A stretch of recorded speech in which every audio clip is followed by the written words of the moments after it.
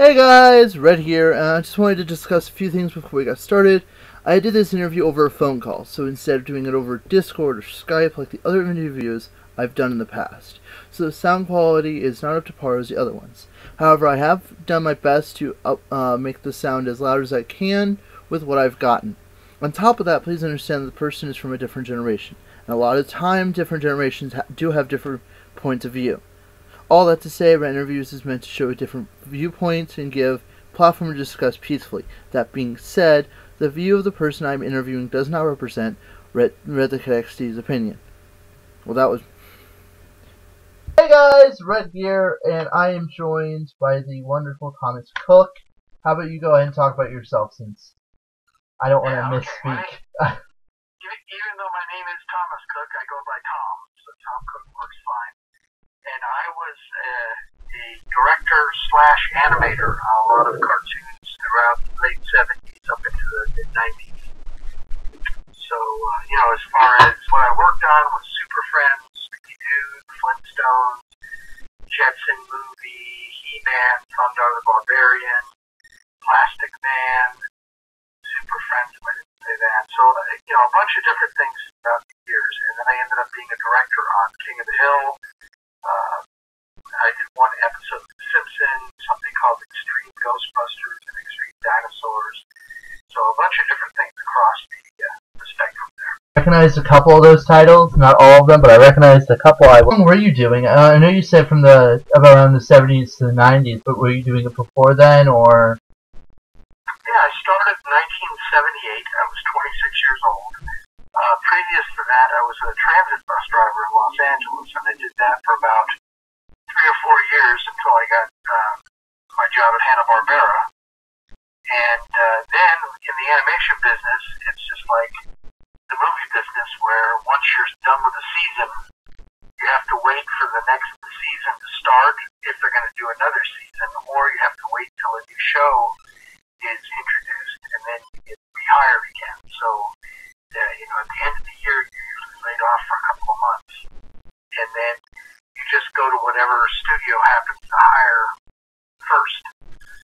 So I went, for Hanna-Barbera, I worked there for a couple of years, and then I moved over to Ruby Spears. And they're the ones that He's Cooked the Cat, Thundar the Barbarian, Plastic Man.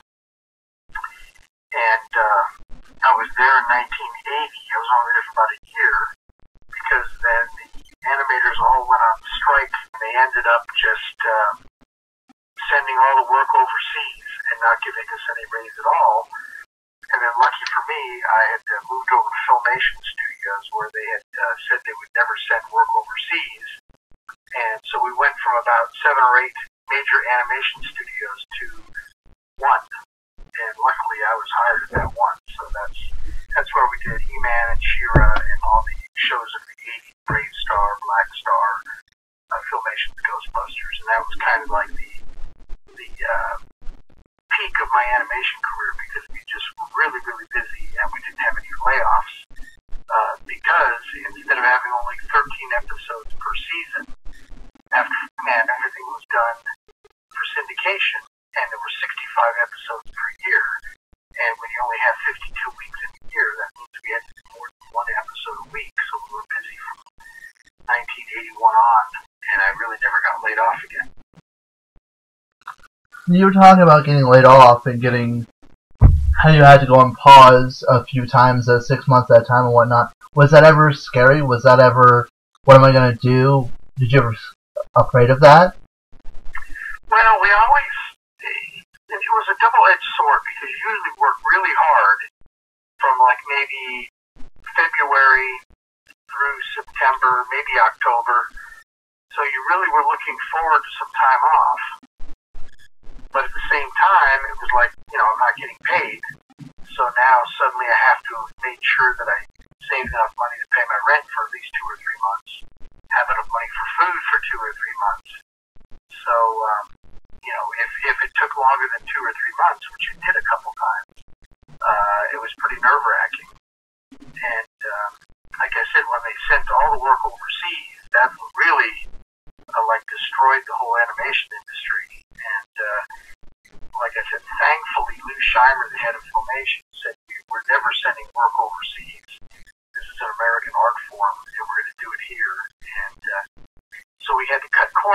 order to compete with the low budgets that Japan and Korea had.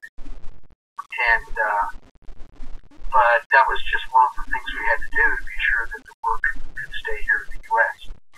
So it was nerve-wracking, but the first 2 or 3 years it wasn't too bad because we knew there was so many shows being done that we would eventually get rehired again. But later on, it got pretty scary when we were going on strike for stupid things. Yeah, I can absolutely understand that. That makes sense. You said you worked at Hanna-Barbera. Do you remember the people that you worked with? Yeah, I remember most of the people I worked with. In fact, we ended up, most of us, working in Filmation together because, like I said, there was only one studio left. So if you were an animator, you had to look for work, and that's where you ended up. So most of us, all the guys that I broke in with at Hanna-Barbera, all ended up working over at Filmation. Do you remember someone by the name of Butch Hartman? And a lot of us are still really good friends today. I still see them from time to time. So we're all kind of spread all over the country, but with phones and stuff, it's pretty easy to keep up with people. If you can work the technology for it.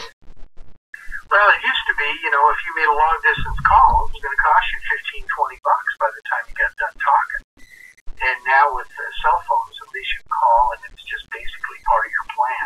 True. So that's one of the positives of this technology. That's a very valid point. Did you have any favorite cartoons that you worked on? Well, my favorite was Thundar the Barbarian. It was a cartoon that was really kind of ahead of its time. It had a really good storyline.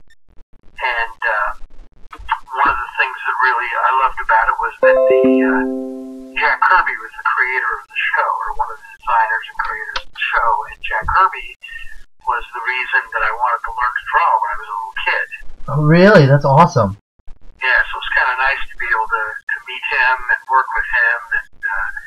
And I remember one day just sitting there at my drawing table, and I looked out the window, and here he was coming across the bridge between the two buildings. And I was like, holy crap, that's Jack Kirby. So I went racing over there and pretended I had to go to the other building. And just so I could go, oh my gosh, it's you, Jack Kirby. And, so we talked for about 15 or 20 minutes. He gave me his address and phone number. I mean, he was a super nice guy. That's awesome. And so that's one of the best shows I ever worked on. And of course, He-Man. I mean, He-Man was so huge. Oh, yeah. Not like that one. And also later on, like in the late 80s, early 90s, we did something with Roger Rabbit called Tummy Trouble.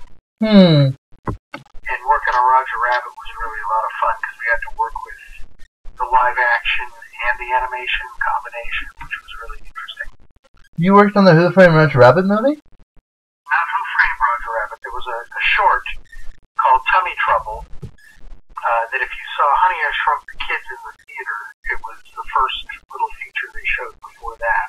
Oh. And then there was also another one called Roller Coaster Rabbit and one called Trail Mix-Up. So they were little short, 10 or 15-minute cartoons, similar to the cartoon that was at the very beginning of Who Framed Roger Rabbit. Right.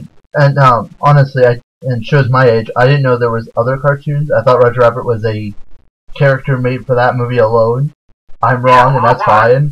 It was, but then they also used them on, like they would Mickey Mouse or Donald Duck. Gotcha. As like promotional kind of stuff.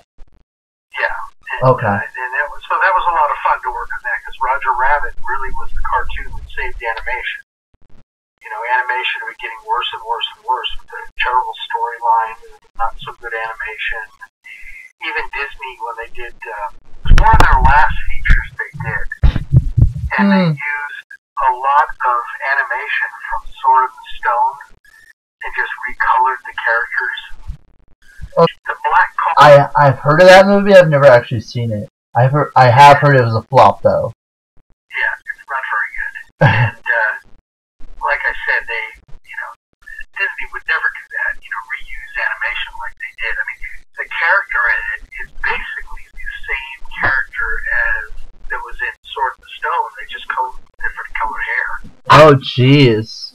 Yeah, I mean, that's, you know, and then, so that was such a bomb, and that was in 1985, and I had some friends that worked on that, so I was invited to the premiere, and I got to meet Roy Disney, you know, his real brother, and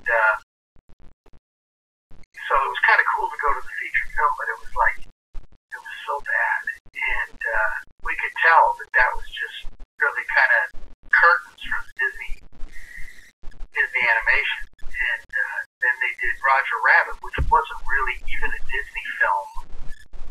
They shipped it out over to the UK, and the guy that did it over in the UK was known for doing real great work, but he never could get anything done.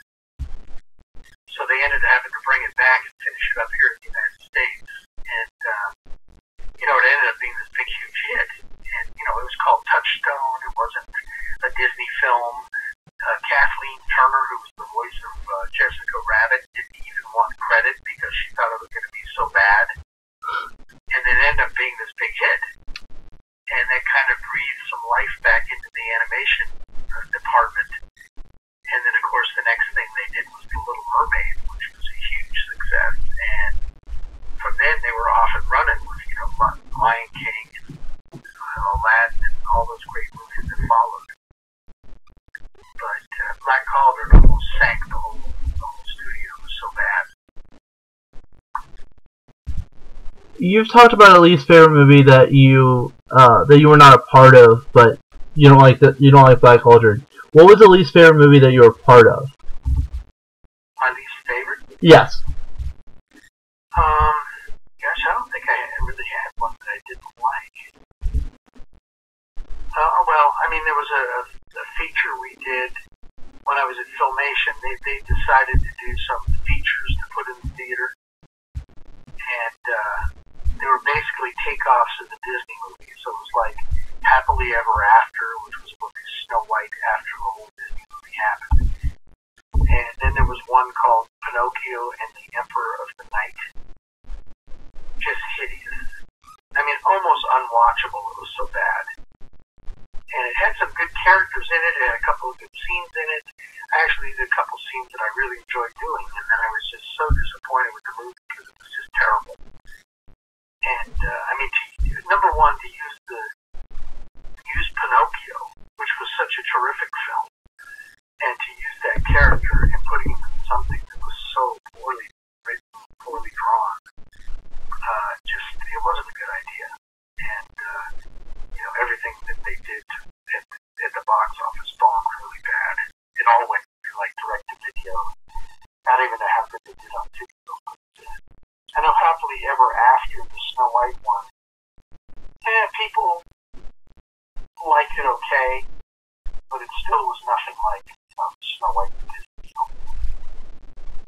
Close enough. Other than that, I mean, other than that, I've been pretty lucky to work on stuff that I really enjoyed working on. Close enough that people see it and go, "Oh, let's go watch that," but far enough to get far enough away that Disney doesn't sue. Yeah, if you watch any of those Filmation features, they're really good in the world. Now, did the animation, it's the story. The story, and they tried to put songs like Disney, but you know, they didn't have songwriters like the people Disney hired, so the songs were horrific and terribly, you know, the music was terrible. You know, the orchestra, they didn't use full orchestras and everything. It just was like, you know, maybe synthesizers and stuff like that. So it just was a really, really bad idea to try to compete with Disney. Because they did these things in like within a year, and with Disney it takes 3 or 4 years to do a feature. So to try to do it as quick as they were doing it, I mean, it was pretty much doomed. Did Filmation end up closing, or are they still going until this day? Oh, no. In 1989, we were owned by Westinghouse. And Westinghouse needed some cash, so they decided to sell the studio, and they sold it to L'Oreal, the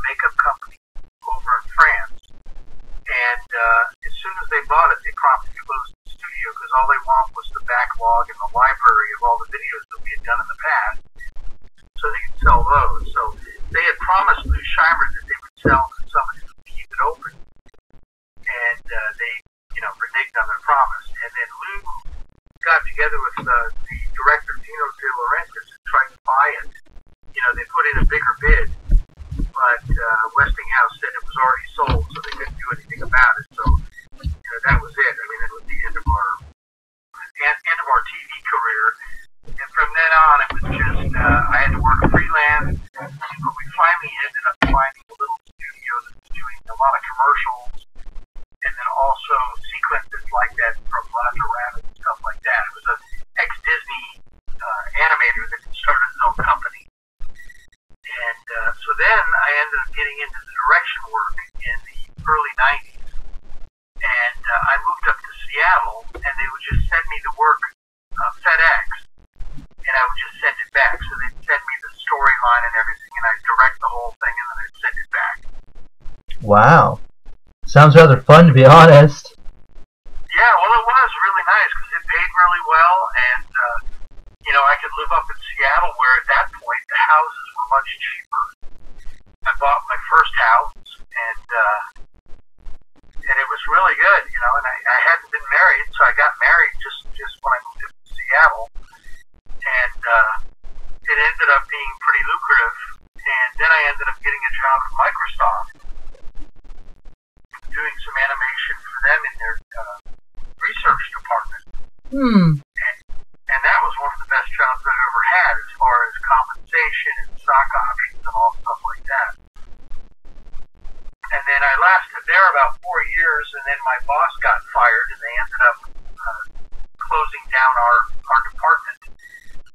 And from then on, it was kind of a struggle to stay above water. I had to move to somewhere that wasn't as expensive as Seattle, and we chose Idaho. And we actually moved over here about 13 years ago. And it ended up being great. We love it here, and the houses are super cheap. And I got a job just as a customer service rep, and up until the time I retired, that's what I did. Gotcha. Have you seen? Do you watch any of the more recent cartoons, like how they do the animation now?